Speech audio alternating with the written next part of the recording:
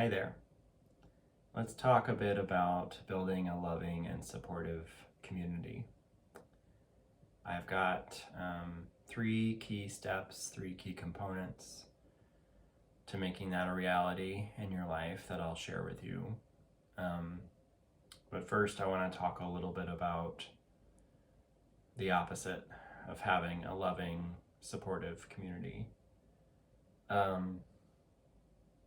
I have talked to many people over the years, and I've encountered many people, and this goes for myself as well at times, of feeling really isolated and alone, misunderstood, not seen by the people around them. For me, it was several years ago, I experienced depression, just really feeling lost and just having a hard time in my relationship and just kind of life overall. And although I had a loving family and good friends around me, I still felt very alone.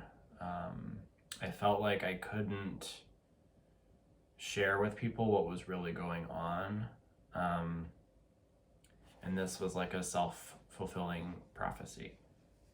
I've done a lot of work on myself over the years, and now I very much feel loved and supported by so many people in so many different areas of my life. But I will share that, there are times from time to time when I do still feel that sense of isolation and feeling alone. Ultimately, that is a thought process that our minds create. It really is an illusion, but it's also not something we can just snap our fingers and flip a light switch on and change how we feel and what we think. So I want to share some things because for me now, I'm able to get out of that place of isolation and feeling alone much more quickly than I did in the past. And some things that I've learned about doing that. You might expect this video to share a lot of things about networking and putting yourself out there. And while that's part of it, that is, in my experience, not the most important thing. So what I will say is the number one most important thing, so number one on the list, is connecting with yourself first. Loving and supporting yourself first. And that can look like self-care. That can look like going to a therapist or a coach. Like nourishing yourself, eating well, sleeping well. Get back to the basics. And learning to enjoy your own company. Some people I've found struggle with being alone because then they're kind of stuck with their own thoughts. And so they distract themselves with TV or with their phone, or even healthy things like exercise. There are many ways that someone can escape their own thoughts. And while I will say that the mind has a way of overthinking and kind of bringing us down in ways, we're in many ways our own worst critic when it comes to what we think. On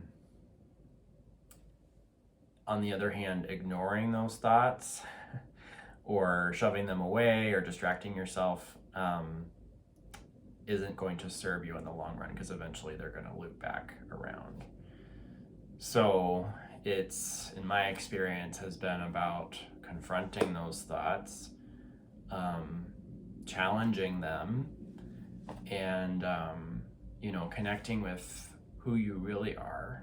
Like I said, like becoming someone that you really enjoy spending time with alone. Number 2 on the list is what I was mentioning before about putting yourself out there, networking, things like that. But I'll take that a step further and share that a big piece of that in creating community and people who will stick with you and who you feel loved and supported by, but also that you are loving and supporting, is to push out of your comfort zone, your familiar zone, and to allow yourself to be more open and vulnerable, to talk about things that have been going on for you that maybe you don't share with a lot of people or with anyone. I see a lot of people navigate their relationships in kind of a surface level way, where they connect over, some sort of leisure activity or going out to eat or whatever it is. And, the conversation has to do with things that are kind of up here versus like what's really going on for you. Like, how have you been feeling? What have you been experiencing? Because chances are the people that you're wanting to connect with deeply have experienced similar things. Maybe they're currently going through them, and allowing yourself to be open and vulnerable puts that out there and allows them to then in return do the same. And that's how deep, meaningful connections get forged. And then number 3 is, it comes down to saying yes to what you do want and saying no to what you don't want. So what I mean by that is, when it comes to building relationships with people,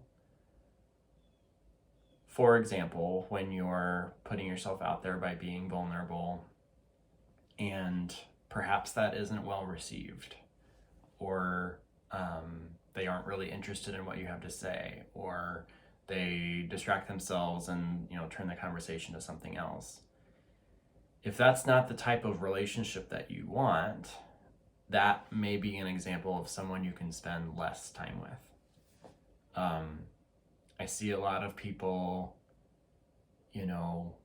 showing their loyalty to their family, to friends they've had for a long time, by continuing to connect with them when maybe those relationships aren't as satisfying as they used to be. Maybe they are more of a drain on your energy than they are something that uplifts you.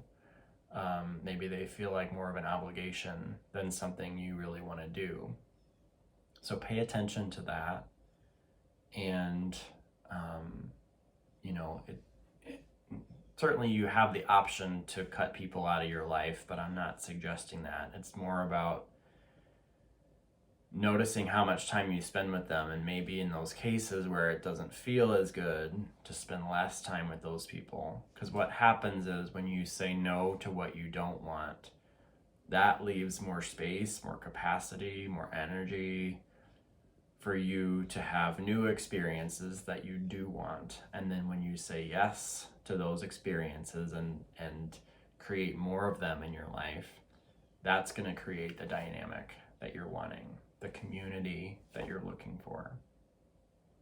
This is not a step-by-step process. So I gave you 3 things here, but they're really done in conjunction with each other. Connecting with yourself being the most important thing, and that's a constant. It's not something you do first and then you go to connect with other people. Like, that connecting with yourself is something that you do throughout. And then as you begin to build new connections, you pay attention and notice what feels good, what doesn't feel good. You learn by doing. And so once you have those sorts of experiences and you also have your lived experiences from your past relationships, you can kind of create this network in your own mind of, okay, these are the people that I have a more surface level relationship with. Maybe I only spend, 1 or 2 days a month or a year with them. And these are my people. Like, these are the ones I can rely on for me to share what's really going on for me.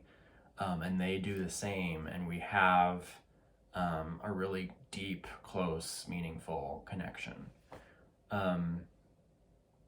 And one final thing when it comes to building community, like, it's not just one group. Like, it's not just, if you're gay, the gay community. Like, in my experience, my community is made up of very close friends, my partner, my coach, my family, and I have several kind of conglomerates of like groupings of people.